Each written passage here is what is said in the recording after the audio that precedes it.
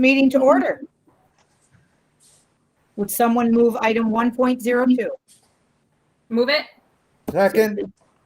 Any discussion? Mrs. Perry, I'm a yes. Mrs. Cooper, MES. Mr. DiGiorno, Yes. Mrs. Lyons, Yes. Mr. Cordone. Mr. Cordone, I don't know if he can hear you. Mr. Crandall, Yes. Mrs. Alvagore, Yes. I don't think he can hear. Dave, could you hear Jean? Okay.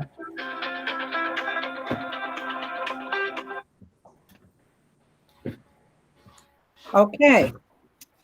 Next item is I need to inform anyone if you have any questions or thoughts you wish to share with the board, you may do so via email clerk@fulton.cnyric.org. You may find that on the district's webpage. And we look forward to anytime people share with us. Let's see, item number 1.04. Move it. Second. Discussion? Mrs. Perry, I'm a yes. Mrs. Cooper, MES. Mr. DiGiorno, Yes. Mrs. Lyons, Yes. Mr. Cordone, Mr. Crandall, Yes. Mrs. Alvagore. Yes. Get everybody. Thank you. This brings me to the president's report. And I wondered if any of you have any questions regarding that report. It was a good meeting we had a few days ago. I think it was Saturday or Saturday. We had a Oswego County meeting that some of us attended with our representatives in Albany, Senator Ritchie and Assemblyman Barkley.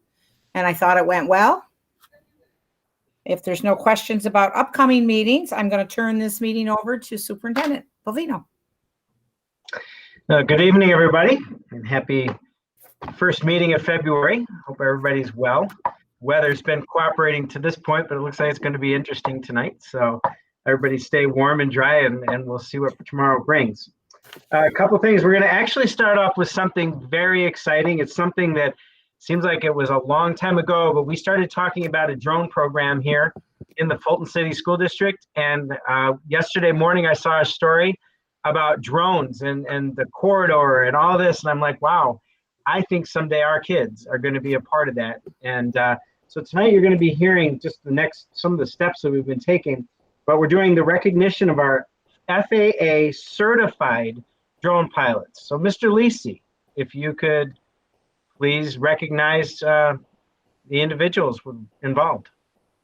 I'd be happy to do that. Yeah, it wasn't too long ago, actually last year, right around this time, we were talking about the new drone program. Can everybody see my screen all right? Fantastic. Yeah. Great. So just to kind of give you a little update and hopefully start a new tradition. So let me see if I can go through this with you really quickly here. Just to kind of remind everybody what the program was about last year. We wanted to start our first cohort at GRB of students that would earn their FAA drone pilot certification. And so we have our first cohort going through that. And part of that process was to have some of our staff actually earn their own certification. And we wanted to find a way to acknowledge them. But before I do that, I think it's important because my hope here is that we kind of start a new tradition through this process. So I want to give you a little background. I'm a bit of a history buff. So part of the topic tonight is earning their wings. And so what does that actually mean? So a little history. Way back in 1912, the very first military aviators earned their rate as a pilot. And those first applicants, there were 24. And in order to get that, they actually had to carry one passenger. They had to land within 150 feet of a target. Imagine that. And they had to make a 25-mile cross-country flight. Now, obviously, you know, if we're talking about drones, these are unmanned. So it's a little bit different. But we're also talking about the skills needed, the skills our students will need moving forward, and we think this is very important. And we also want to acknowledge the fact that that our instructors that went through this program themselves this past summer was also important for our district. And part of that was that we'd like to acknowledge them by awarding them their own wings. So let me just kind of give you an idea what that looks like here. And we've actually given their wings over the past couple of days. So the gold wings to the left are our instructor wings. And what we also would like to do is recognize our students who get through the program and actually earn their FAA certification with the wings on the right, which are actually drone aviator wings. And so we have with us tonight Mr. Mainville, who's also earned his instructor wings and went through the program. And I want to recognize 3 folks from our staff, the technology staff, who also went through this: Carol Tietzel, Mike Connors, and Jeff Bernalini. And they're helping with the program as well. So I'm going to turn it over to Mr. Mainville here. But first, before we do that, I wanted to give you an idea of what it looks like to capture video from a drone. And this was something that Mr. Mainville and the crew put together. So I'll go ahead and show this and give you a sense of what this can look like.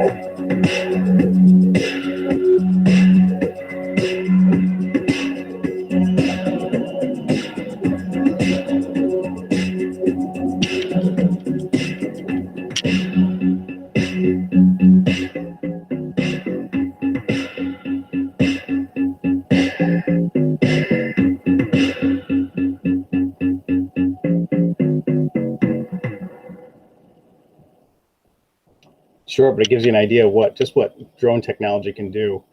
And so with that, I'm going to turn this over to Mr. Mainville. He's going to talk to you a little bit about what the kids are learning and talk to you a little bit about the program. Thanks, Dom. Hi, everyone. Thank you for having me tonight. Got my wings. Thank you very much. That was a really, really nice presentation today, Dom. I really appreciate that. Thank you. So our drone program, we've got, I think, Dom, right now we got about 15 students enrolled. Some are virtual and some are in person. And really the way that SkyOp has designed it for us is that it really does work with the virtual students, regardless of whether they're flying drones or not. It's really informational based. We do have the opportunity for the students to fly in school. We've been using the gymnasium. So in class, a lot of things that we're covering are the regulations and airport operations. As you can see, the map to the right, that's just the local area that we live in. It's a pretty complex map, but there isn't a single student I don't have that couldn't tear that map apart and tell you exactly the airspace qualifications and the shelves that exist.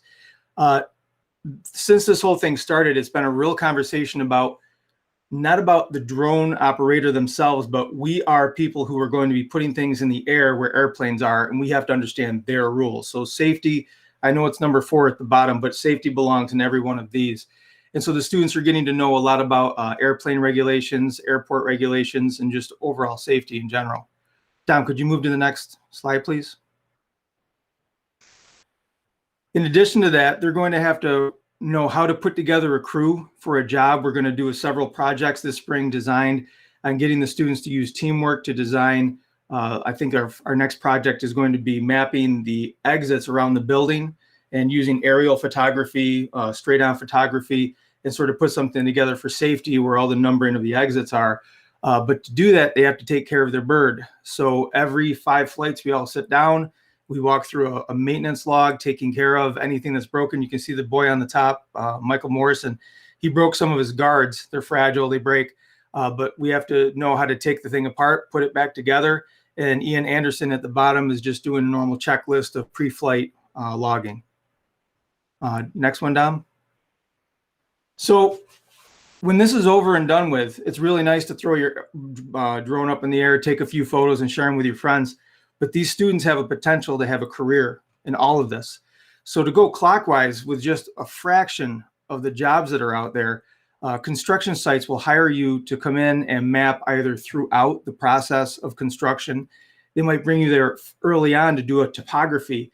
The drone to the left, the little tiny one that's floating around that tower, they can map within 2 centimeters of vertical and 1.5 centimeters of horizontal detail from 400 feet above. It's absolutely remarkable. So they might want to use that. I was telling Don, there's some software out there that once you get your topographic map put together, you dump it into more software, and then it will completely design what it is you want to do with all the buildings, all the infrastructure, everything already there, so you can visualize it. Moving down to about the 5 o'clock position, that's vaccine drops. They're using drones to drop vaccine on places that roads don't go, or it's maybe like right now, I mean, it's a bad example, but the avalanche in Utah, if you need to get it over something, this is the way drones are going to be used in the future as well. Going left, talking about Ian Somerville in the last slide, Ian's a family farmer, and the reason he's into the drone program is because of his farm. Now, there's special lenses that you put on the drone, and I'm such a teacher, I tried to grab my mouse and move over the picture, but the field that you can see on the left is just an overhead of what a farm would look like. But the one on the right shows where the plants are stressed. They have a reflective index that lets you know where the plants are either suffering from drought, insects, mineral depletion. So you can, with the image that's embedded behind it, be prescriptive about water and save on water, be prescriptive about your insecticides so you're not having to spray your entire field. So that's something that Ian's interested in. And then the picture above that is using drones to inspect towers, cell towers. Costs between $3,000 and $4,000 to put a man up there to risk his life on a cell tower, especially this time of year when it's 5 below up in the Tug Hill. You can pre-program your drone to run up and down, and just as I said, within centimeters. Now that you're up close, it's going to be within millimeters of actually mapping out the safety of the tower. But also, if later on they're thinking about putting new panels on or making changes to the tower, they can inspect the integrity of the tower and put together in the engineering room all the pieces that are going to go on. So they just ship it to the site and it can go up. All of these and so many more opportunities are all going to require the very first step of the students getting their FAA remote license. And that's what GRB is offering these kids, an awesome, awesome opportunity for them and their future. And the last picture I was just going to show you is I just happened to be up in the air, buzzing around Fulton the other day, and was able to grab a pretty neat shot facing north along the river. We really have a beautiful town. Try to tell everybody I can. We've got a gem, and now there's just there's another way to show it off to everybody. So there you have it. Well, thanks so much, Mr. Manville. That was awesome. It really is exciting. It's a great opportunity for our students, and it's a tremendous program. Thanks to you and the staff that went through this. So thanks again. Thank you. All right. So it's always great to start off with great news, and just to see our program evolve. It's just so amazing to see, and that it's put our kids. It creates an opportunity for our kids to be on the cutting edge. And my understanding, Dom and Mr. Manville, is my understanding is some of these entry level jobs are starting around $60,000 is what I've heard. I'm not in this field yet, but it's very intriguing. Yeah, pretty interesting stuff. Yeah, so there is going to be some great opportunities out there. So with that, thank you, Mr. Manville. Congratulations to the rest of our team as well, of all of our new certified drone pilots. So thank you for all your work and efforts, and looking forward to all the differences you're making for kids now and in the future. So thank you. May I ask a question? Sure. I was wondering how many students how many slots there will be for students when we get into full swing.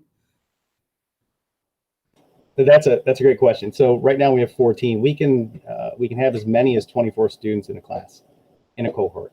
At this point, we could grow the program if we have a need.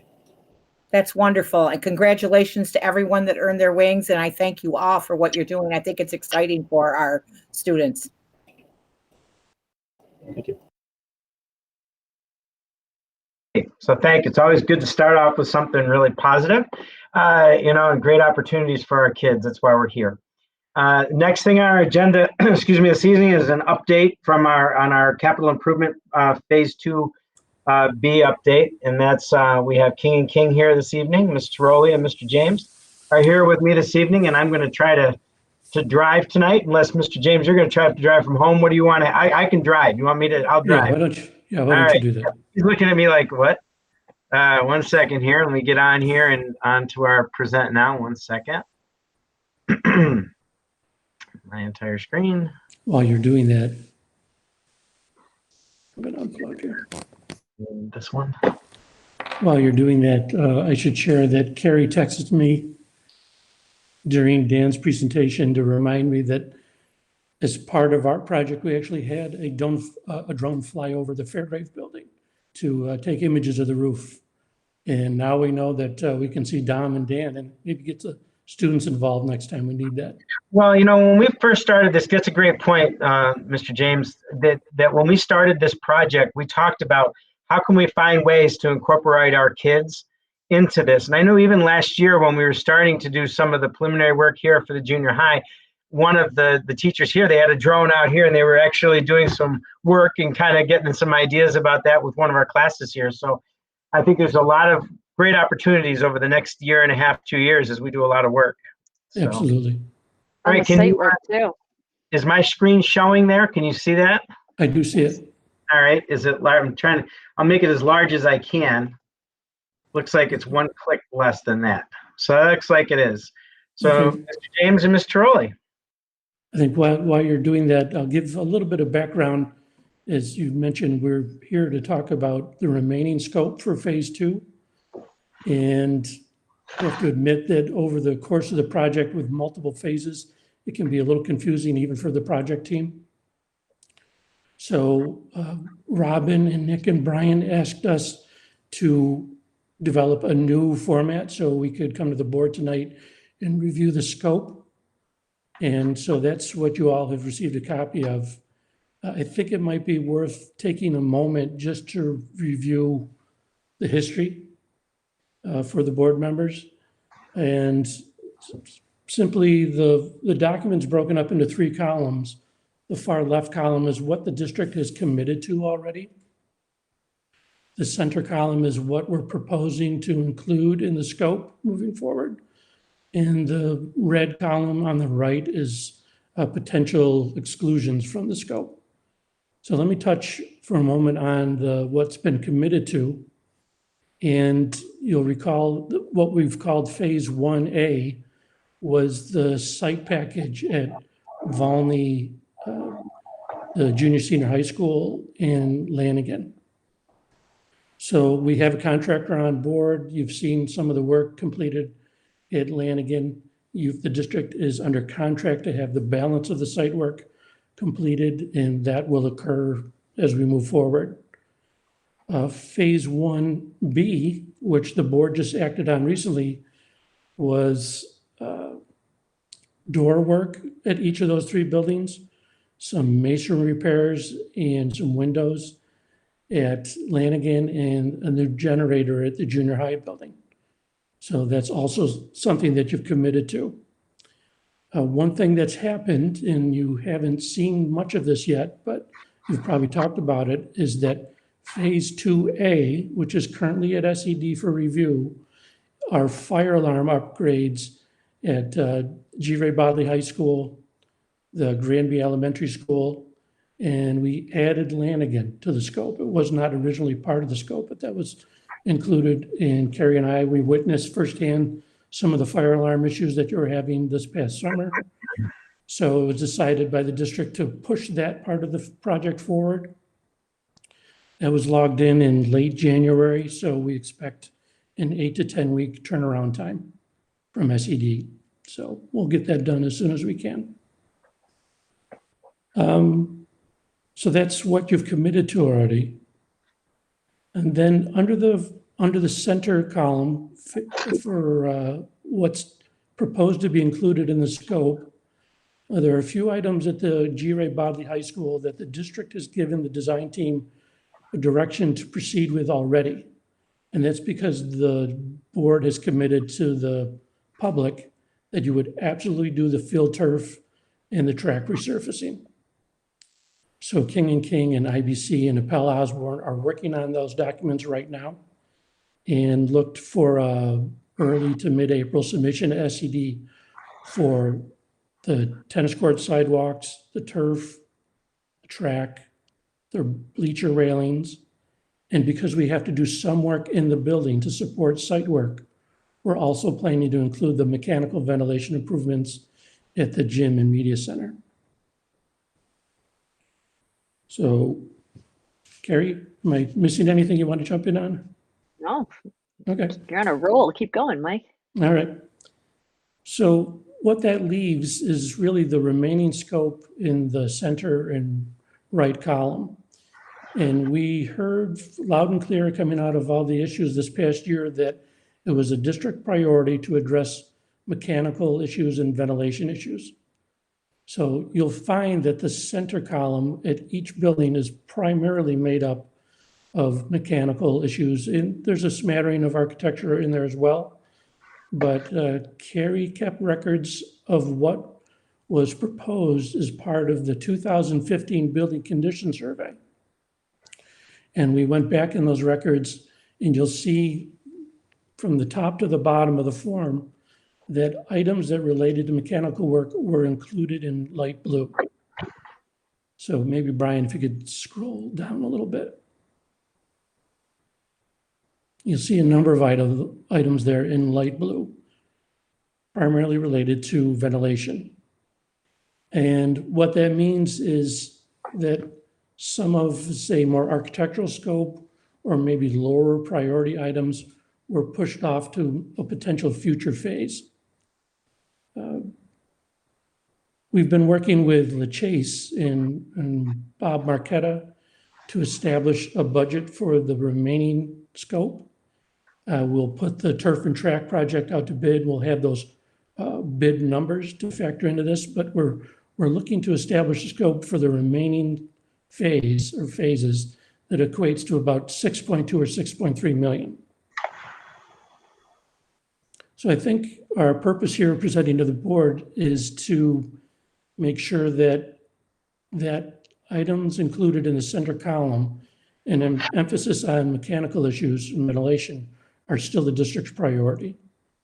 And Brian, maybe I'll let you speak to that for a moment because I know you're driving that. You, Mike, that's a good summary. If you remember, if you turn back the clock, you know, obviously when COVID-19 arose, that actually had impacts on supply chains and costs. So last summer, when we put things out to bid, we were actually about $1,500,000 high. We came back to the table. We had a meeting last summer, and that's when we separated. Actually, we separated the work. It was like, I think it was early summer. We separated the work for the site work, and then we went back to the table and really looked at reprioritizing. And that's what you see here. Is that we obviously, the site work got started. Lanigan's had tremendous progress on their project. If you haven't been over there, it's all completed. I mean, obviously the finishing touches will be done this spring, but we have a parking lot that's being used now and well on its way. So the next piece was the bids that we did just recently, where we broke that work down, rebid it, and we put the doors, masonry, things like that. Those are the bids that you awarded at the last board meeting. And then we had a meeting last week and came together. Nick and Ms. Griffin and Mr. DeJourme joined us as well. And we went through, and I appreciate, I hope this is what you were looking for, Ms. Griffin. The feedback was something easier than the tiny little piece that we had before with a lot of information on it. This is a little bit easier to follow. And we really made a push for what was most important right now. And even when we've heard, as of recent, from our new president, he was actually talking about the importance of ventilation and air quality in schools as he talks about that. So that's one of the areas that we had the King team go back to the building condition surveys. And these were the recommendations that were made. based on that building condition survey and the budget that we have to work with and the priorities that we had. So obviously, there's a couple of these projects that we're doing that were in previous projects and moved forward to future projects. So it's good to see them coming back and taking another look. So what you see is a very prioritized list now based on that latest review. And so that's what we're presenting to you for your consideration about where we're at this point in the project. You know, and obviously, as we're moving forward, the fire alarm upgrades was an extremely important piece. That's a part of our safety program, and we have 3 schools that had antiquated systems, so that's taken care of. Also, we had, I believe, and correct me if I'm wrong, Kathy, if I use the wrong number, but I believe it was about $1,300,000 that we had set aside in our capital reserves over the years for the field and track, and that's why that remains in the project. Obviously, it's right there. We had set aside. That's one of the key components of this project. Had been in the mix for a while. This had been anticipated, so that's what we're working toward. It's in the last phase because we want to get as many dollars out of New York State, out of that field. So the closer we get, Carrie, is it 15 years, 12 or 15 years? 15 years would maximize our aid on that portion of the project. Yep. So that's why we kind of got it in the latter parts of the project. So, so that's what you're seeing here this evening. I do appreciate the fact that our patients or their patience with us when we made adjustments with respect to the ventilators and the mechanicals, but felt that this was something that was a priority with COVID and the direction and some of the guidance that we're hearing at the federal level as well. So this is what you're observing this evening. So are there any questions? Brian, can I jump in with one thing? The items in the center column, if at the conclusion of this meeting, this is still the district's priorities, King and LaChase would work together to re-estimate these items, particularly the ones in blue that have not been estimated since the 2015 building condition survey. We're in a much different economic time now. And so it would be important that we get an updated estimate. So again, these items in the center are proposed. Depending on how estimates come back, we might not be able to tackle all of them, but that would be the next step in the process. Which of these ventilation items are a priority? Building at the high school, as an example, the building condition survey said to replace the original unit ventilators. And the way that document works is that it focuses on unique systems. So it's looking at just the mechanical equipment. And the unit ventilator is a rectangular box in a classroom, usually on the exterior wall underneath the windows, if you can picture a classroom. And it usually has shelving on either side of it. Well, most likely we'll have to replace the shelving to get to that unit ventilator. And in some classrooms, there might be asbestos floor tile, which may need to be abated to tackle the unit ventilator. So those, if this is the district's direction, those are the types of things we would start to look at with LaChase. So as you read my mind, next step was going to be saying that the next would be going out and actually getting estimates and determining then from that, we would bring that back to you, and then we'd be able to really target the project to maximize the funds that we have for this capital project. But Brian, I'd like to take a moment and ask my colleagues if this is the direction. I want to make certain that everybody gets to weigh in, that this is the direction that we believe was intended. So I want to, did we get it right? I guess is what I'm asking. Are we good with this direction? I think so. I believe that's what we would like. Yes, I agree. You good, Tim? Yep. Okay, and who am I missing? Mrs. Abelgore. Good. Okay, I think we're good to go. And I hope you all found this document, and thank you very much, King and King. You hit it out of the park for me. I think it's very simple and easy to read. It was all Mike. Thank you for the help. It was a great reminder because we've been bringing the other forms and that there's a lot of information and business. This was much clearer. So it goes to some feedback we always get is keep it simple and understandable. And I think you did a very nice job. Thank you. Taking that feedback from just a couple of weeks ago and presenting us this. If you have questions, any board members, please don't hesitate to call me, and I can reach out to Mike and Carrie with any questions that you may have. Are there any other questions from board members this evening, or are we good? All right. So I'm going to stop presenting there. And thank you. It's amazing. This is my first go through, and I appreciate it's been a good team working with King & King and LaChase. They've been good partners, and look forward to the continued work of our team working with their teams. And then the board's been just super supportive as well. So thank you. Next this evening is the literacy update. That will be Mr. Carroll and Ms. Witter. You have the floor to talk this evening about literacy update. Thank you. I'm going to let Mrs. Witter take it away. So some of you have been in the district for a while. You remember when we read the one and only Ivan as a district. So we were fortunate enough. I've been working with a rep from the Read to Them initiative for the last few months, and we were able to secure the funding to completely fund our pre-K 6 rollout. So I need to say, first of all, a big thank you to the Bayheim Foundation, the Fulton Lions Club, and our FTA for funding the project. All of our students will receive a copy, an individual copy for themselves.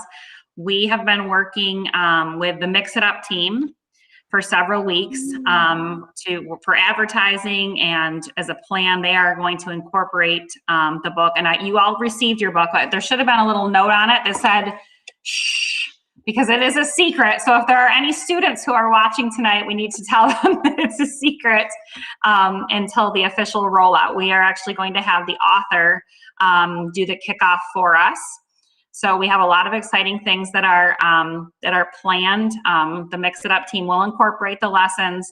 They will be kicking it off on March 22nd, which it coincides with our March delivery. So all of our remote students will receive their book that afternoon. And on the 23rd, the Tuesday, classroom teachers in our SEL classes will show the kickoff video from Mr. Cole, and each student will receive their book at that time. We will be reading as a district. The Mix It Up team, they're recording. We have permission to record the chapters. So for students that can't access it, maybe their family is not able to read it together at home, there will be opportunities for them to hear the book aloud each day.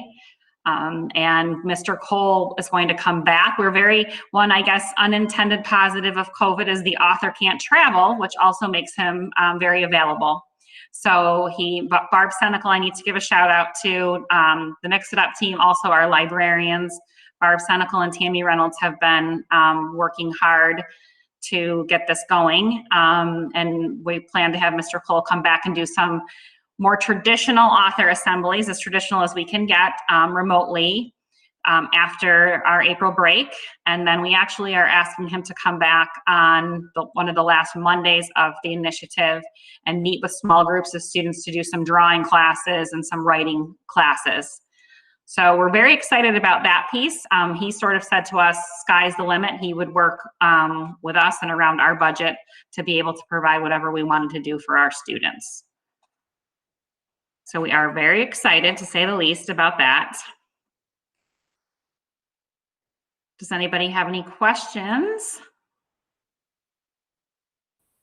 I don't have a question, Heather, but I'm excited. I can't wait to read it. It's very sweet. I've just started actually, but it's a very sweet story. And the team, we left it in the Mix It Up hands, and they were funny because they all came from a different perspective of what they would want to incorporate in the art classes and the PE classes and obviously in library. They chose this title because they thought it met the needs of our little ones, and also our 6th grade students would be interested in it. So a lot of thought went into even choosing the title. Very nice. Thank you. I want to thank Mrs. Witter for making this happen. She's done a lot of work to get this organized. Thanks to the Mix It Up Monday crew of special area teachers for really embracing this and integrating it in an interdisciplinary way with their instructions. And a huge thank you to our Teachers Association. Mrs. Witter mentioned the FTA. Just to be clear, that's Fulton Teachers Association, and they really came through with the final push of a donation that ended up making it possible. So thank you, teachers. Thanks, Mrs. Witter. Thanks, Mix It Up crew. It's going to be fun.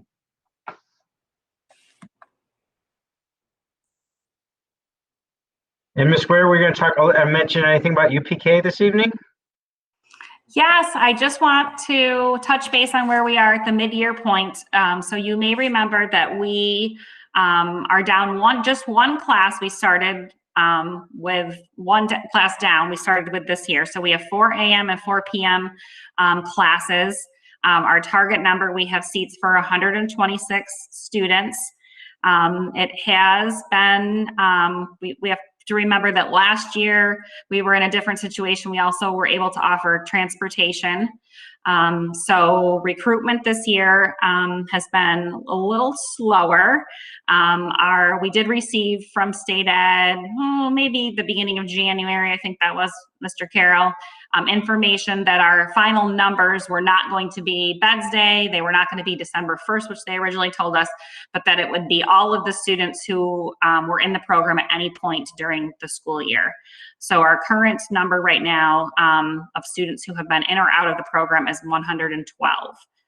So we still are on the hunt for 14 more students who turned 4 by December 1st. If you know any, please spread the word.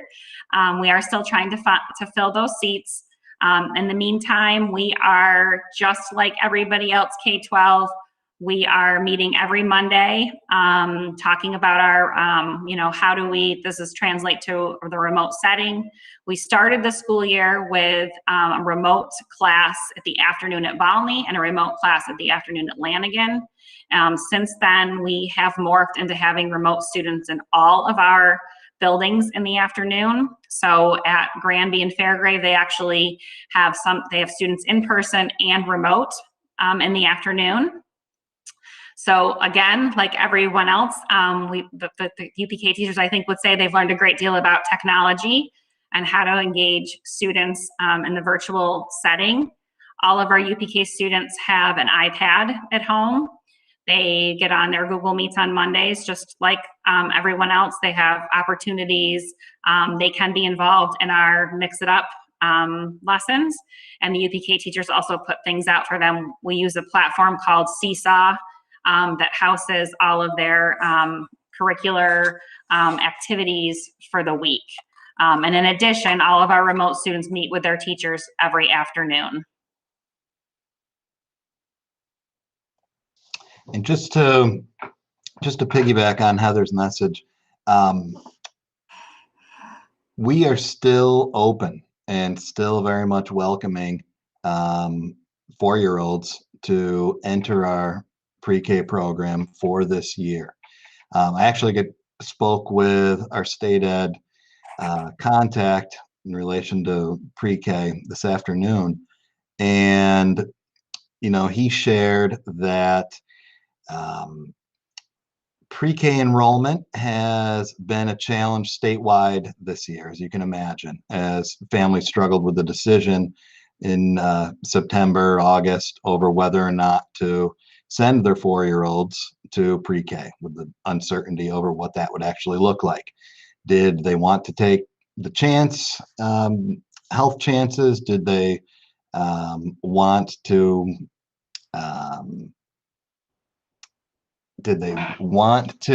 get started with a pre-K experience that was remote, if that were the case? So there was a lot of uncertainty, and the state addressed that by creating a new way of counting our students, which is a real welcome.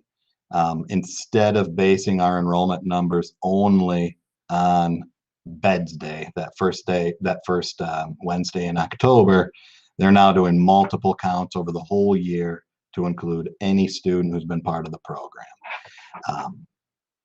So we are very happy for that accommodation, and also very happy to continue welcoming any families who were reluctant in the fall to enroll in pre-K, and maybe have had a change of heart since. We've got space for you, and we'd love to have you. Mr. Carroll, have we put anything out on our website letting families know that the option remains open? That they can We start? have put those messages. We've used Facebook, I believe, right? We've enlisted our principals to help get the message out in their weekly communications to their families. Okay. Yeah.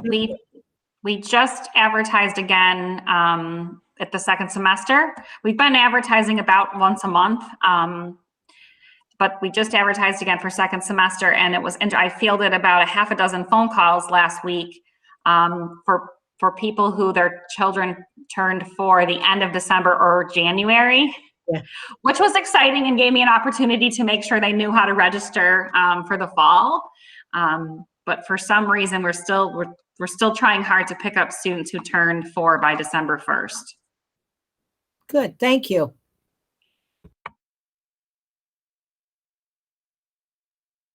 Thank you, Ms. Witter and Mr. Carroll.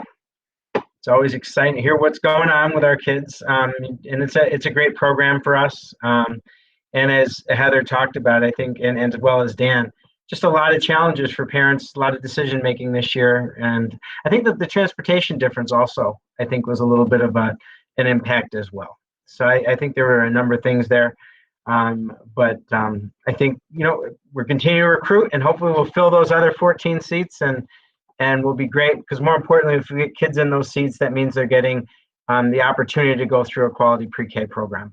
So thank you. Next, and Dan, if you could put up, if you could present, please, for me so I can see on there for the 2021-22 budget. And we'll work through it. Just to give you a reference, if you go back to January, I believe 14th, our January meeting in 2020, a year ago on Board Docs, you would actually see a 96-page presentation. And one of the things that the feedback we've got, we're trying to really do a little bit better job targeting information, presenting it a little bit different way based on feedback from the board and with my new team. So it's a great opportunity for us. We're using Forecast 5 a little bit differently. It lends itself to this process. So tonight I'd like to talk about our enrollment and staffing status.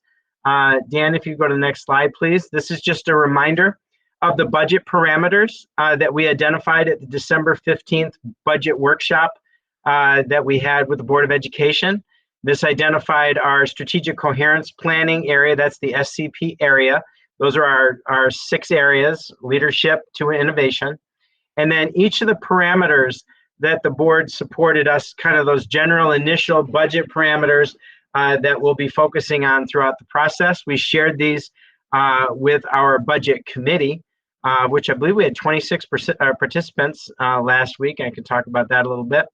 And appreciate all of those individuals who are serving on that team from our community and district. And you can see, go down through there, and I'm not going to read those. And so these are going to be central to our budget process, that we keep all of these things in mind as our center board. Next slide, please. So normally you see a lot of numbers on a page and pages of numbers. This year we've provided you, this is a snapshot of a 10-year pre-K through 12th grade enrollment. So on the left, you'll see that 2011-12, we had 3,783 students in the Fulton City School District. And now you go all the way to the right, and that'll give you the 3,260. So if you can do the math, that's approximately what, over 500 students that we have declined over the years. And you can see the math there. This identifies it in the colors. Blue is pre-K, K through 6 is in red. The ungraded is the tiny little line there. Those tend to be low double-digit numbers for our ungraded elementary kids. 7th to 8th graders, you can see our enrollments over the years there, and 9 through 12, and our ungraded secondary is the very light green. So it gives you an idea. Our numbers, a little bit different way to present them to you, but maybe actually gives you an idea. You can actually see the slope over time as we've declined over the years. So again, that's a function of a lot of things. It's not atypical. Our county has lost around 7,000 kids during this same time frame. But I also hope, to see, just gives us an idea of the direction that we've been taking in the numbers. And that's really the purpose of this slide, to give you that information. And in fact, one of the questions that we actually received from our budget committee was, when will we have the enrollment numbers? And so you have those, and the committee will get those soon after this meeting. The K-12 enrollment for free and reduced lunch. This is just showing that's those same enrollment figures, but this is K-12, not pre-K-12. So this is K-12, so those numbers are a little bit different than that last slide. But what we've done is we've overlaid our percent of free and reduced lunch over time. So you can see back in 11-12, we were at 50% of our kids were eligible for free and reduced lunch. And you can see how that has increased. And in the current year, we're at 63%. So that's increased over time. Next slide, please. Slide is similar, but it has a little bit more information on it. Once again, has the K-12 enrollment. Overlaid, you see the red is your economically disadvantaged, your free and reduced. You can see how that chart overlays with the numbers. Also on here, you're seeing our students with disabilities is in the yellow. And you can see that that has been pretty consistent. We had 564 back in 13-14, and we're sitting at 590. And I believe that equates to right around 18%. Brian, Yes. excuse me. Sure. Going back to the free and reduced lunch, I did have a question when I was explaining to someone about that. They thought that everybody gets free lunch and free breakfast. So could you explain the difference between the graph and what's happening now? Yeah, that's a great question, Ms. Lyons. So we're part of the Community Eligibility Program, or provision rather, CEP. It's a national program that I was familiar with before I came here in my last district. And we were at a percentage. We had exceeded that 60 percentile. And what that allows us to do is actually, I have the definition I was looking actually earlier. If it's here or not, let me take a quick look here. And so what the purpose of that is it allows us to provide free lunch to all of our students in this program. We've done extremely well with it. Our breakfast lunch went up. We're in this program for 4 years. At any point, we can come out of that. We've done presentations at previous board meetings with respect to our CEP program. And some other districts actually in the region are actually doing it as well. I don't know if it was before us or after us or with us, but it's been a great opportunity for us. So what this is actually the students, and for that program, it's based on the SNAP program, automatic eligibilities, things like that. There are a number of pieces that go with this. So we also calculate free and reduced lunch because that's also utilized in many different formulas. So this is actually the number of students that actually qualify under those programs and through those certifications. So that's what that is, through the SNAP, which is the Supplemental Nutrition Assistance Programs nationally, and the Temporary Assistance for Needy Families, the TAMP. And that's what we're doing. So the idea is that schools that adopt CEP are reimbursed using a formula based on the percentage of students categorically eligible for free meals. That's where that 63% comes in, and that's what makes us eligible. So that's really what that is. So it's two different things. So one is a program that allows us to do that for all of our kids. And as I said, we've done quite well with it. And then also we have to calculate that free and reduced lunch percentage in all actuality, because that's actually utilized in many formulas for funding, whether it's federal or for state funding. Is that helpful or too many words? No, very good. I just had the question asked to me because they were under the assumption that everybody got free. So yeah, and they're absolutely right. Because of our community eligibility provision, or CEP, we are eligible to do that. If we were not, we'd be back to students who were free and reduced and those students who would pay full. But we felt that this was the right direction to take for our district a couple of years ago. It doesn't cost us anything more. And in fact, Terry Warwick and her team have done an outstanding job and we served increases of tens of thousands of meals last year through this, and getting food and nutrition to our students. And we've been able to continue that through whether it's remote learning, hybrid learning, through this COVID process. We've continued to do that. That's a great question. Next slide, please, Dan.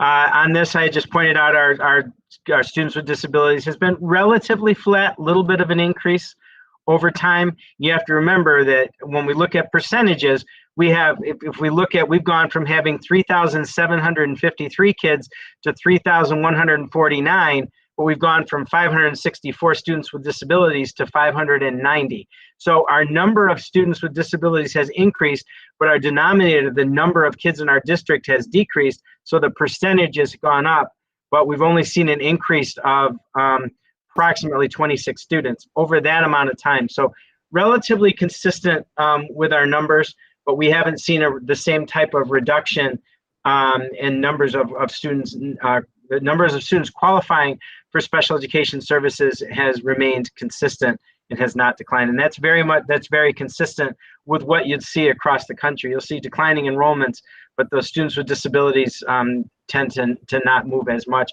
especially in small cities and urban areas. I think you'd see that. And also on this slide are our Hispanic students, our Ls, and you'll see those, and relatively flat. So you'll see it. We just wanted to be able to show that. In the past, you've received multiple slides with all this information.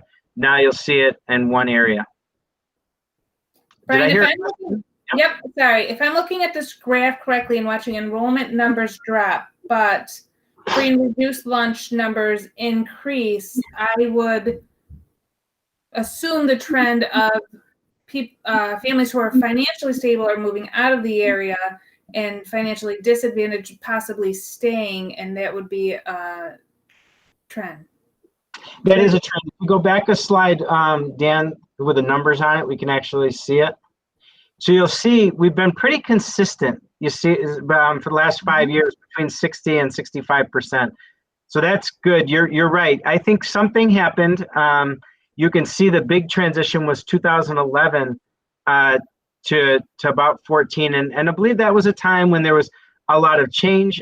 That's the time when we had the GEA came in, as far as we had the Great Recession that happened. These were the years afterwards. I think that impacted communities, businesses, many kinds of things. So you can see that in Fulton, we definitely had an increase between 2011, 12, and 14, 15. That's almost 10%.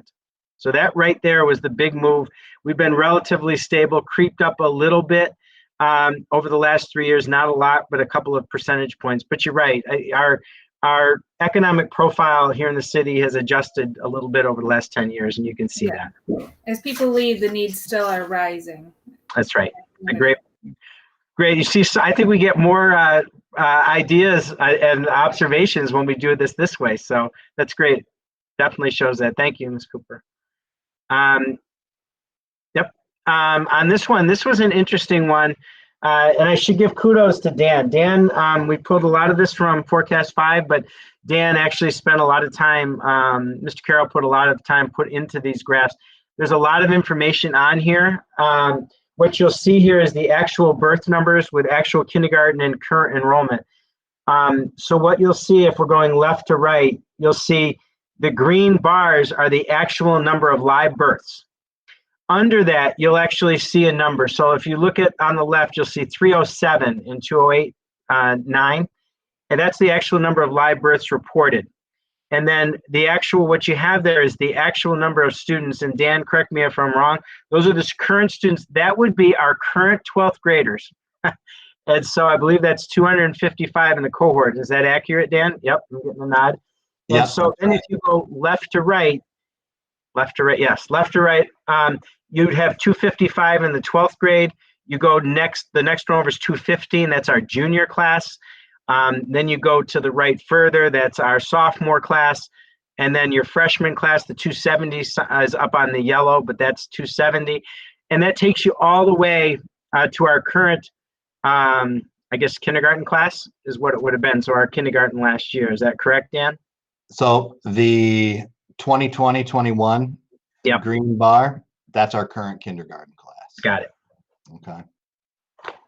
So it just gets it all on information. And Dan, you had a great, it really reflects our enrollment. You can see how, look at how the live births went down significantly. 18, 19, you start to see numbers that we used to be sitting in and we had some spikes of 300, 275, and then we had a run, 275, 263, 273. But now you're seeing the decline again. And now they've so they're starting to level again. As what the point. And Dan, is there anything else you'd add? I know this is one of your favorite slides. So, well, I find it really interesting for us to project forward because it plays out that the numbers, the relationship is pretty reliable. 97% of the births over time result in kindergarten spots. So it ends up to be a fairly useful predictor of our enrollment moving forward. And when you look at the trend over the years, you see the number of births kind of reflect what we've seen in our decline in enrollment trend over the years.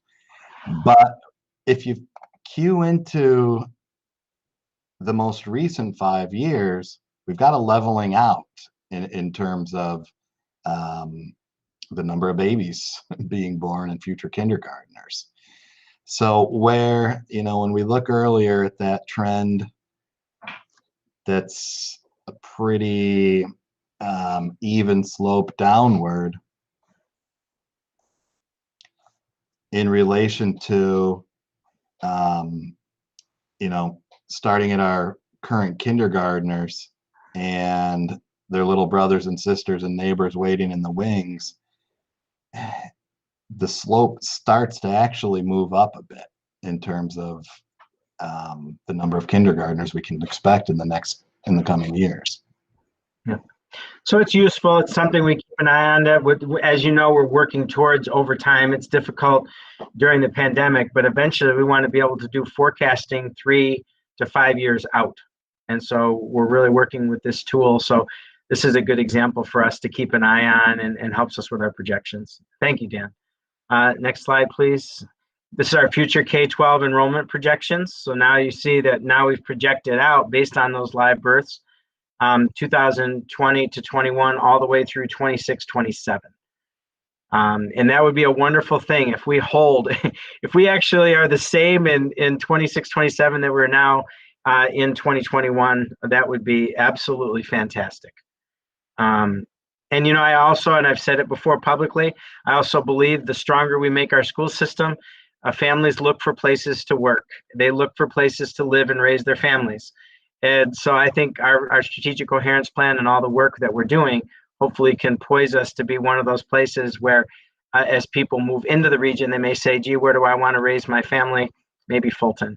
And today you heard about drones. And in the past, we've talked about early college, high school, and other types of opportunities that we've offered here in Fulton. And I think as we go through the budget process, all of those things obviously are always in the back of our mind is how do we continue to strengthen opportunities and access for every one of our kids in the district. So next slide, please. This is our K-12 and our student teacher ratio, or our student to teacher ratio, staffing ratios. And this is important because if you think back over the years, each year we have right-sized. We've looked at retirements, resignations. We've looked at student requests on courses at the high school level. We've looked at enrollments K through 8, pre-K through 8. And every year we have right-sized. If you remember last year, we made a number of, we balanced our budget, we made reductions and all those kinds of things to the tune of almost $2.4 million. And what you'll see over time here though is our student to teacher staffing ratio has been relatively flat from 15.5 in 2009 and we're at 60.6. And if you look across, it really has been in that 16 range right along. So we'll continue to watch that. But that's good to see flat. So even though we've been very conscious of what we're doing, we've increased opportunity. At the same time, we've right-sized as those numbers that we've had that decrease in enrollment over time that we've showed on previous slides. but our teacher to student, or student to teacher ratio has actually been relatively flat. And I think that's important to see. Next slide, please. This is a slide where normally you get one slide that says, here's how we compare to other districts with respect to our per pupil expenditures as it relates to similar schools, similar small cities, as far as high need districts that are rural or small city. And normally you get that one slide. What you see here now is actually we can go back to 2003-04, and red is Fulton, blue is similar schools. So those are similar schools with similar needs. And then the yellow bar is the state of New York. And what you see, and oftentimes I was looking at last year's budget forum presentation, actually, because that slide is in there as well. We had, and I would say is, this really represents that we're doing all the work we're doing it actually with a little bit less revenues and budget to work with. And that's really what this represents. We use the revenues that we have to get the job done the best we can for all of our kids in this district. And what that shows is basically our per pupil expenditures are lower. And what you'll see is the numbers are there, the actual figures. So this current one, and forgive me, I'm getting a little closer to the screen because it's a little small for me, 10,347 this year for Fulton. And then you can read them at the bottom there as well. And you go all the way back, and we were 6,863 back in 2003-04. So, but you also see that at the state level, just all the school districts in the state of New York, even back in 3-4, we were significantly less to the tune of about $1,300. And now where are we at? We're about a little over just it's about $3,000 between us and the state average. And so it's just an interesting slide. It reminds us that we don't have the same types of revenues that some districts have. But I think we're doing a good job with that. But it shows that we're being fiscally responsible. And I hope that we're maximizing all those dollars. We're constantly trying to do that. Is there any questions on this slide? Okay. Next slide is the special education equivalent. That's also on that. And if you wanted to know where did we get this information, we got it from the Forecast 5. But we also, if you go onto the New York State report cards for schools, and if you click in there, if you went to Fulton, for example, and you clicked on 1718, I believe it, or 1819, you'll actually see a document called Fiscal Supplement. This information is the fiscal supplement for that 1 year. You get a 1 year snapshot. What you have here now is all of the years.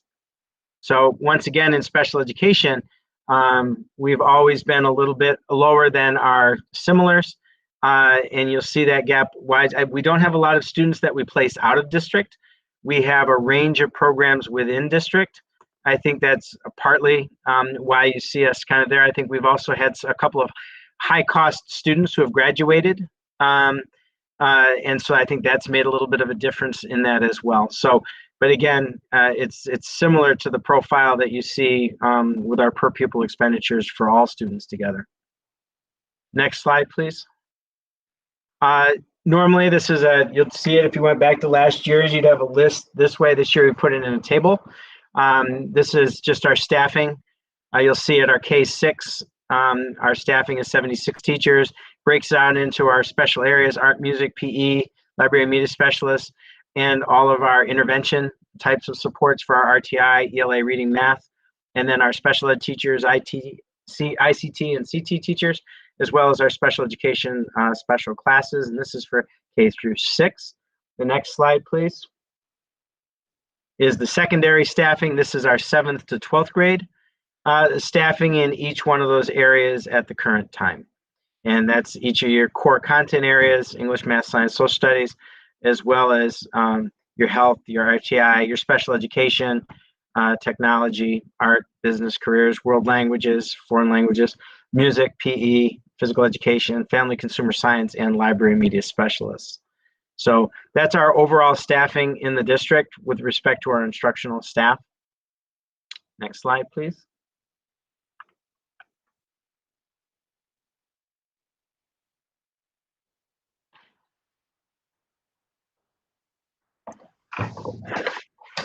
Can you see it? Yep. got it. Yep. District staffing. This one is just all of our related services and support staff with respect to a number of areas, from psychologists, speech, school home liaisons, our counselors, special ed counselors, so on and so forth. I won't read those all. And they are all identified as well. And our district administrators by position. And these are not our school-based, but these are our directors at the district level. Next slide, please. This year, every year, that we talk about our retirements, resignations, things like that this time of year. We have provisions in our contracts about letting us know by January 1st. There are provisions in the contracts for that. And at this point in time, on average, since I've been here, we've had somewhere between 9 and 13 with an average of around 10. So this year, only 3. So that's a little bit different variable this year for us, with 1 position at the secondary level and 2 at the elementary level. And if you remember over the years, we have right-sized our elementary right down to the tune of 3 sections at each of our elementaries, the 3 schools, and 2 sections at Volney. So we have 11 sections at each grade level at our elementary. So it's quite right-sized at the moment. So we'll take a good look at those enrollments and those pieces. But that's a different number for us, and something that we need to keep an eye on, because that's been an area that we've taken a hard look at every year when we're looking at how do we develop our budget for the next year. The next slide, please. Just in the budget development process, it's hard to believe what we've had 4 things that we've accomplished so far. We've had budget workshop, the New York State budget runs were released. We had our board meeting. We did a budget update there. On February 2nd, we had our first budget committee meeting.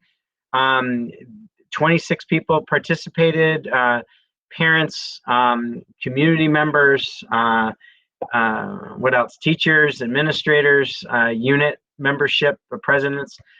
It's a pretty comprehensive, wide team. They ask great questions. We're developing I'm calling it, it's called a budget committee member inquiries. And I put that together today. We've started to receive some questions. I've got Kathy, Ms. Nichols, taking one look at it, as well as the rest of the team. And what we'll do is we'll start updating that on a weekly basis. We'll send it to budget committee members as well as the Board of Education, so you can see the questions that are being asked and generated from the budget committee and the responses that we are putting in place. So you'll be seeing that.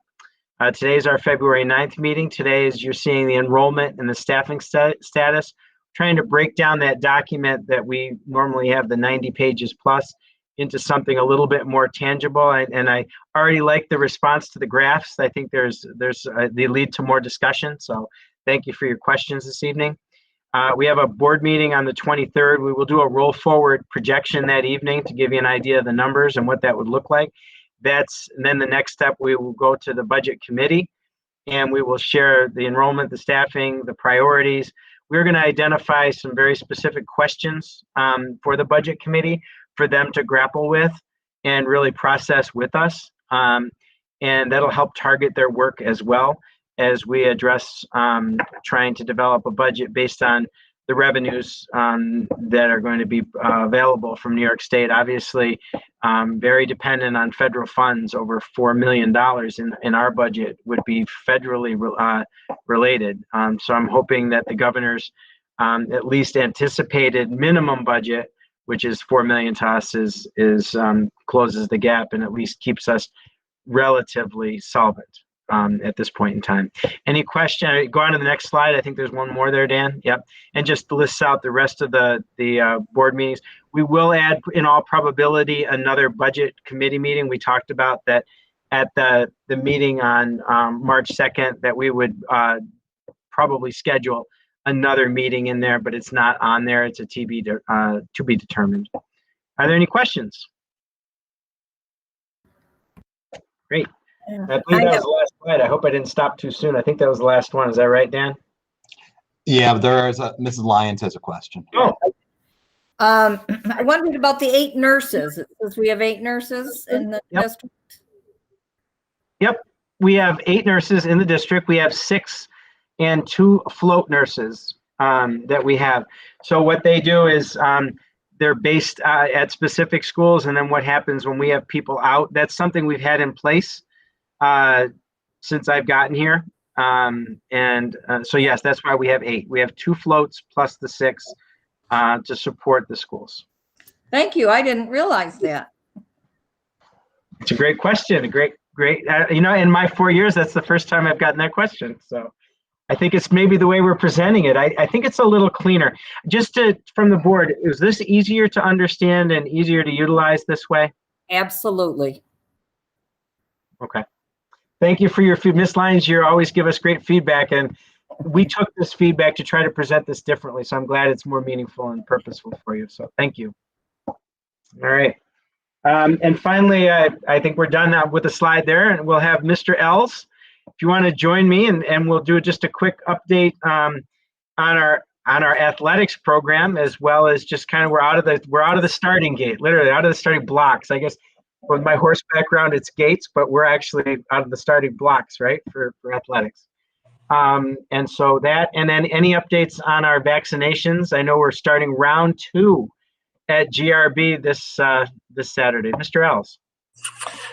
So thank you. And yeah, so we started last Monday for our high-risk sports, and that includes basketball, cheerleading, hockey. So we started those sports last week. We have 225 student athletes signed up in about 5 days, and that's grades 7 through 12. We're in the final process of selecting teams and being able to, divide our teams at the junior high with our red and green teams and be able to give as many opportunities for our students. We've had 2 swim meets and a bowling match that were streamed live.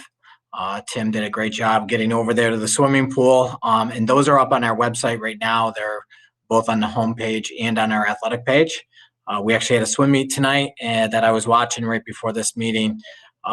And the footage is great. We have great cameras that are actually doing a very nice job of capturing what we need to get done. So from there, we will be starting basketball games starting next week. Basketball and, of course, our cheerleaders will be starting up next week, along with actually our first hockey game is tomorrow. We have gone through, our schedules have been quite a mess. Because we are not able to play some of the schools that we normally have. The Department of Health has put some different stipulations on us than they did, say, in Onondaga County or even Cortland County. So one of those stipulations is we can only play schools in our contiguous counties. So we are able to play Onondaga and Cayuga. We're not able to play Cortland. So that was unfortunate because we always had a good matchup against them. But we'll be, following the rules that are put in place for us.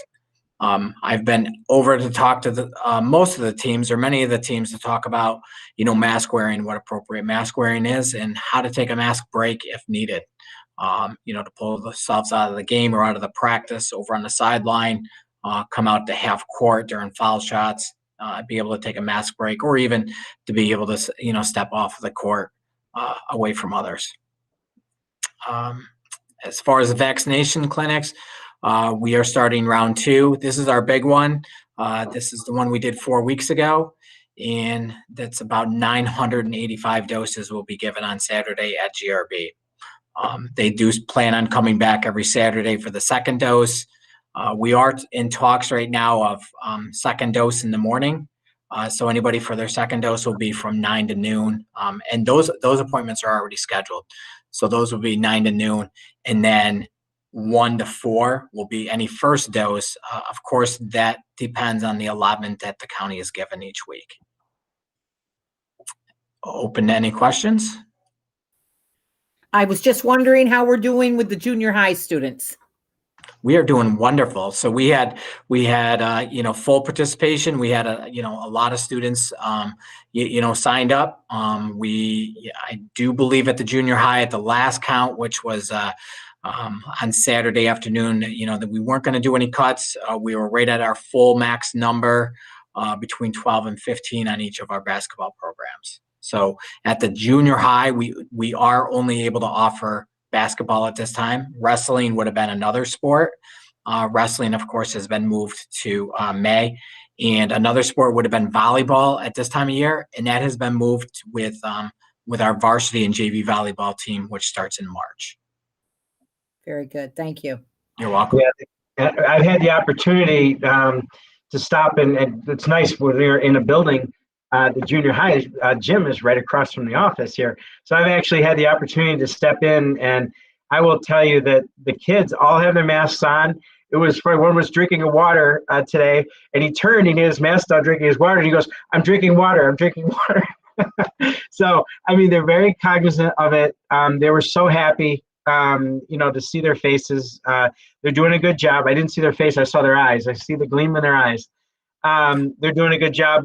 Chris and I happened to be I was over at GRB the other evening, and Chris and I saw the boys basketball team.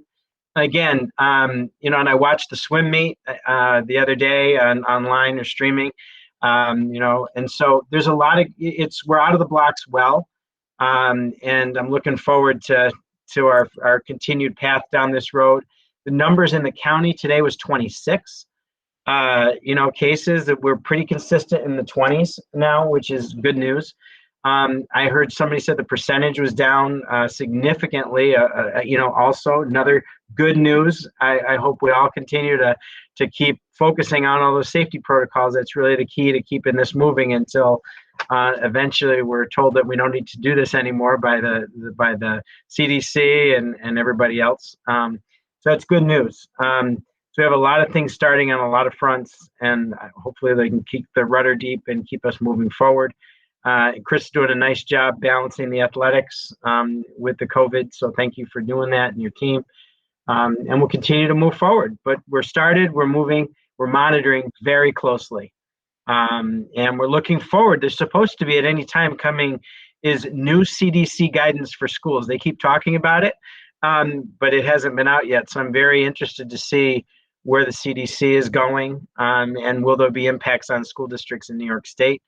And we'll continue to forge ahead. And we opened some things up. Thank you to all my schools, my staff, my faculty, the administrators, the kids, the families. We made some adjustments. Adding a period at the senior high is moving. We made some adjustments here at the junior high with the instruction. The feedback I'm getting is good about that. And then the elementary, we impacted their busing a little bit. And I actually had a teacher say to me on Friday afternoon, I was out in front of one of the schools, and said, "Thank you for that extra 15 minutes. It's making the world a difference." And so, again, I think time is key. And I know families are asking. I know that's it's out there. You'll hear more and more asking because it's a big topic to the county to our south. I know that I know we want to see our kids in as soon as possible, but we also want to make sure they're safe and in accordance with all the guidance and direction that we're getting from the federal, state governments and all of the health departments involved. So we're moving in the right direction. Hopefully we continue on that path. And with that, thank you. I do have one, actually two more things I just wanted to throw in there. And that has to do with our schedules. I did touch upon it a little bit.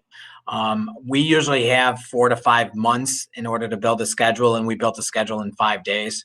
And then the health department came back and gave us another stipulation, and then Onondaga County came back with another stipulation. So our schedules are ever changing, and we've told our families, be patient. There's going to be last minute changes, this year, and we're going to do the best we can to give them the best opportunity as possible. And the second thing I wanted to bring up, and it's coming up really quick because it starts in about 4 weeks, is our spring season starts up, or actually our fall 2 season starts March 8th. And that would include football, volleyball, boys and girls soccer, and cross country.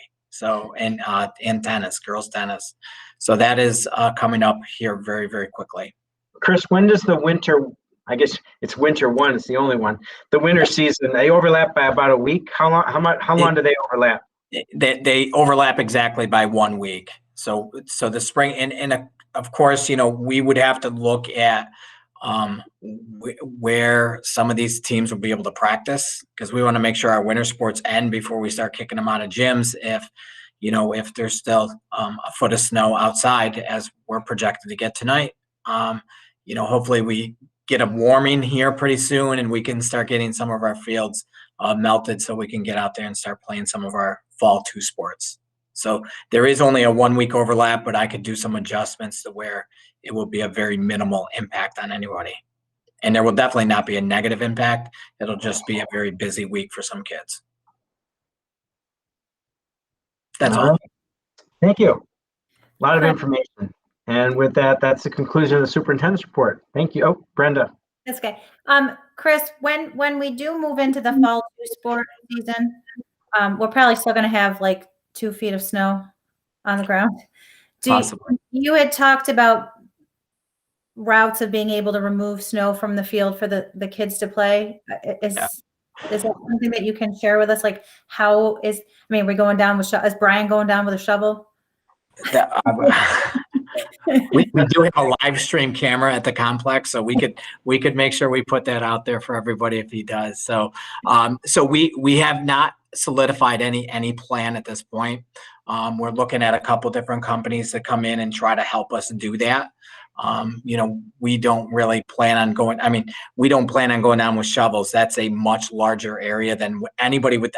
Kids think that all the time until they actually get down there and really look at it. It's a really big area. So we are looking at, there are some companies out there that could come in. It's not recommended, but we're kind of in that year where, it's really going to impact, our soccer kids and our football kids that got their sports moved. It would impact them to a really negative point. So we're going to try to see what we can do to try to get down there and get that field cleared. And what does it look like for our cross country kids? Well, it's funny. Josh and I were talking about that yesterday.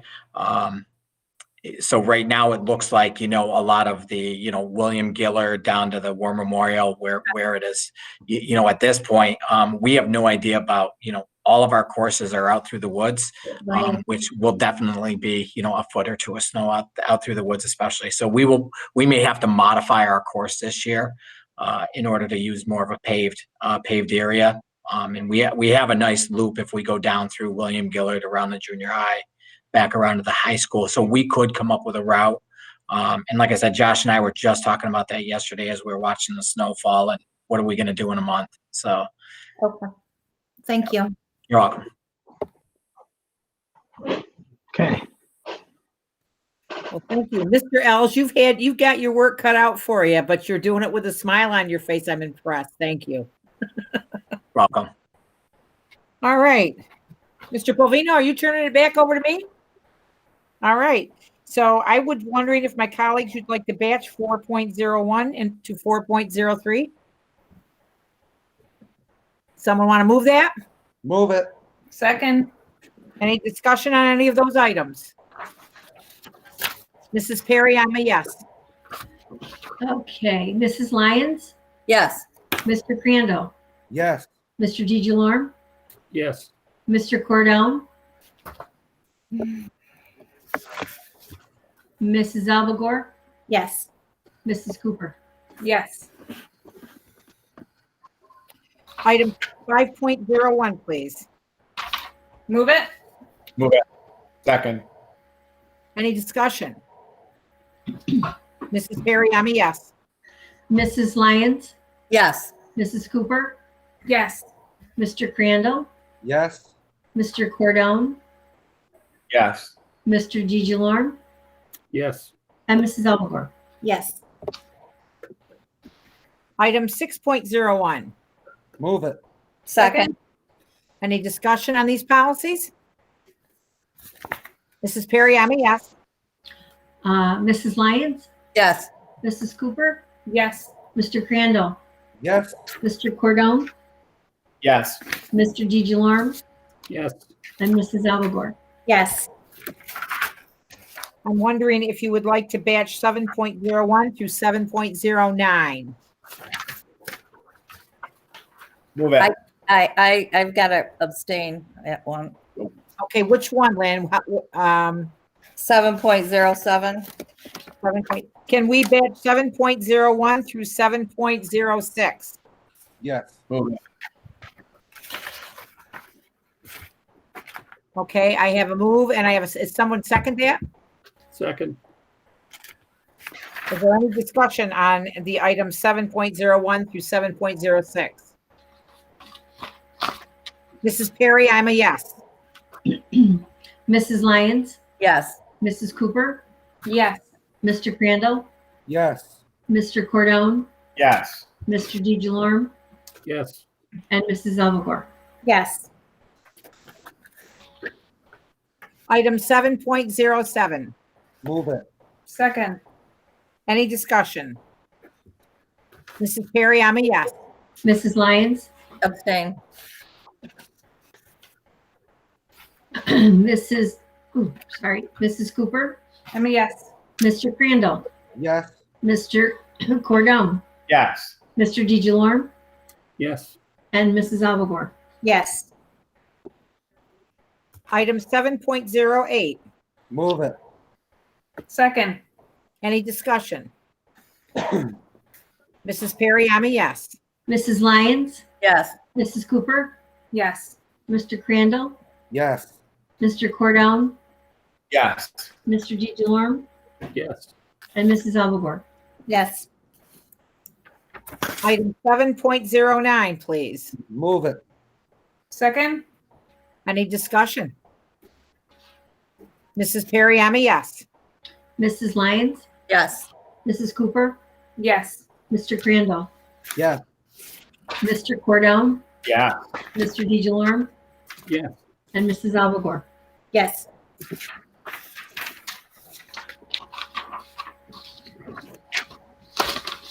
All right, board forum. Mrs. Abelgore, would you like to kick us off tonight? Sure.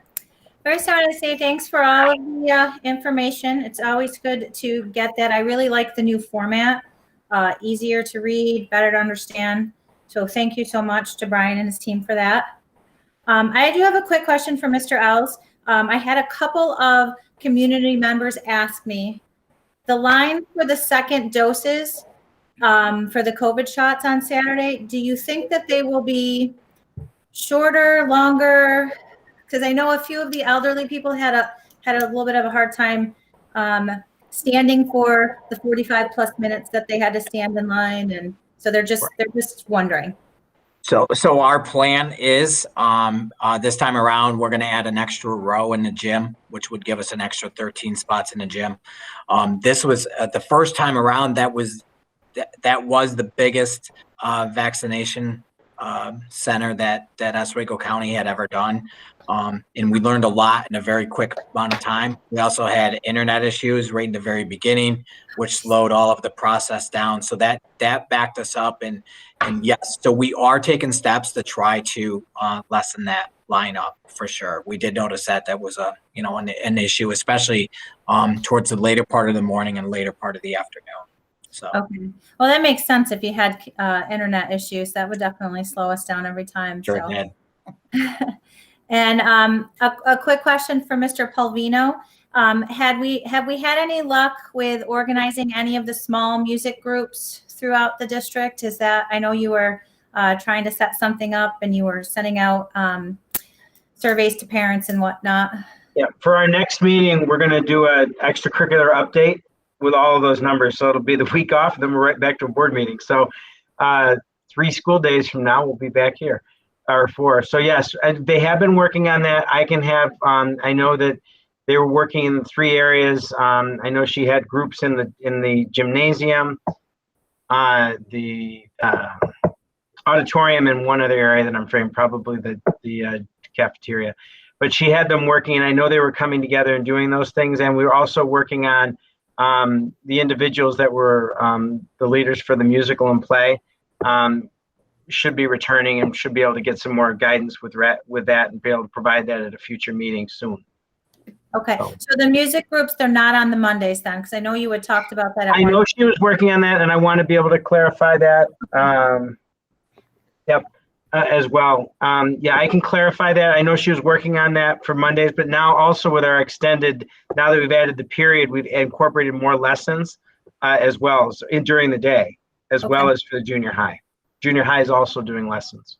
Is the elementary school doing lessons? That I would need clarification. I don't want to answer yes or no. I don't want to make an assumption. Okay. Well, But I thank can you. get that information for you. Perfect. Thank you. You're welcome. And that's all I have for tonight, Mrs. Griffin. Thank you. Mr. DeJolorme. Yes, I want to thank Mr. Lisi and Mr. Mainville for their presentation on the drones. I like that program. If you need anybody to sit in and monitor that, I'd be more than happy. Thank you to King and King for their presentation. Their format was spot on this time. It was nice. And if I understood right, they'll have dollar figures next time Yes. for the new post. Yeah, at a future meeting, it's probably going to take them between 2 and 4 weeks to get us those figures. As soon as they have them, we will bring them to the board. All right, and Mr. Ells, I just want to clarify, this Saturday is only for second dose? Yes. So this Saturday is a follow-up to our clinic that was 4 weeks ago. So it's only, and so when we left the gym or when we left the site, we were automatically scheduled for our second dose, which is this weekend. So it's nobody new could be added to it. It's only the second doses that were given out the first time around.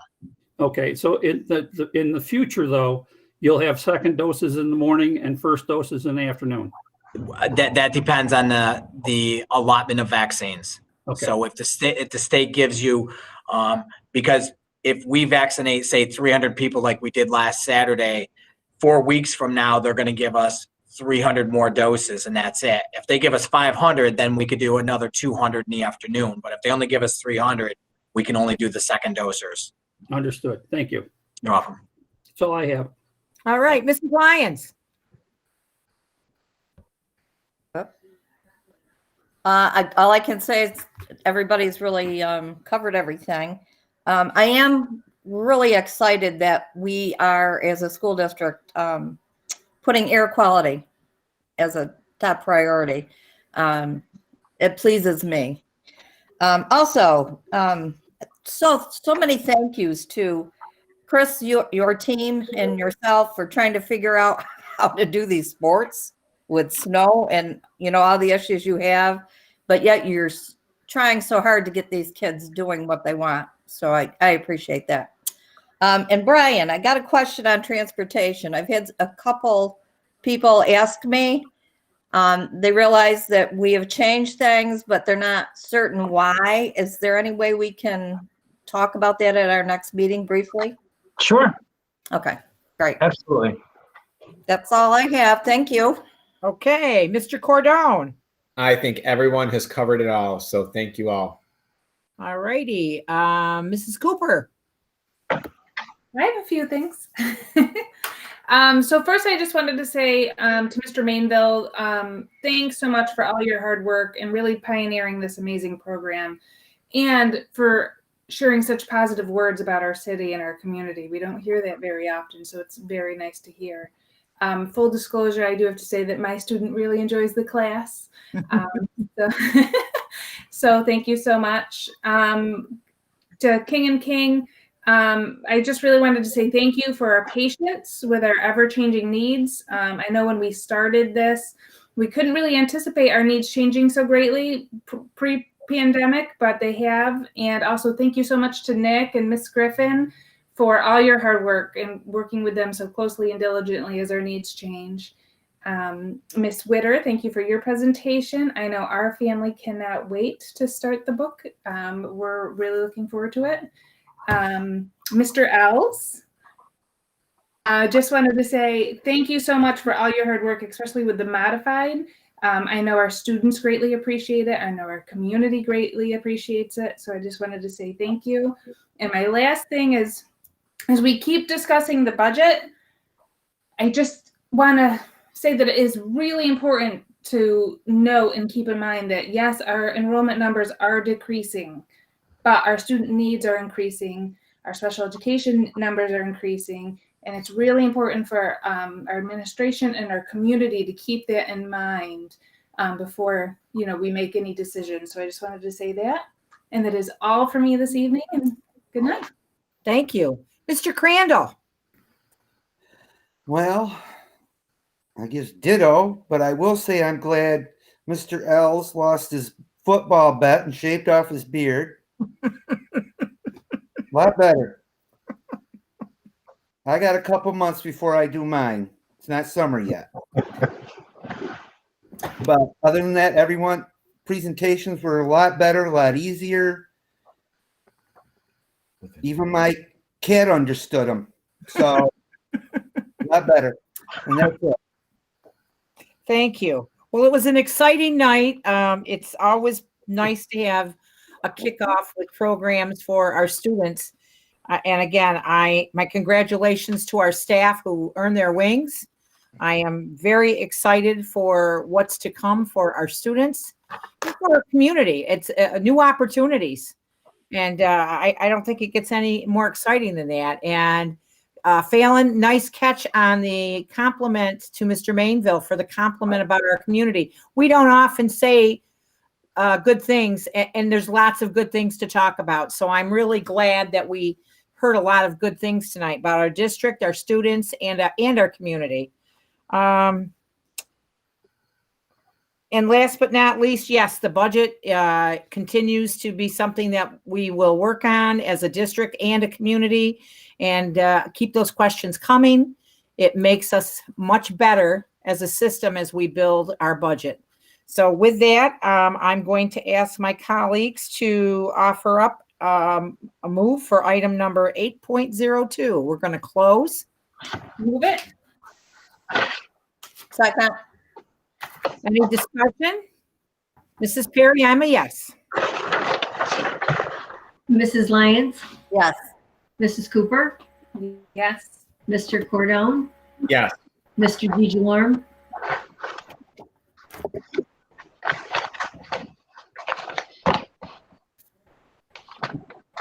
Nick, did you hear Mrs. Perry? I was on mute. Yes, I'm sorry. Mrs. Albagor, Yes. Mr. Freeman, My thanks to anyone and everyone that joined us this evening to share in our meeting. We appreciate it. We hope that you go away having gained some knowledge this evening and maybe join us again. Everybody be safe, stay well, and have a good rest of your evening. Take care. thank Bye. you. Thank you. Good night, everybody.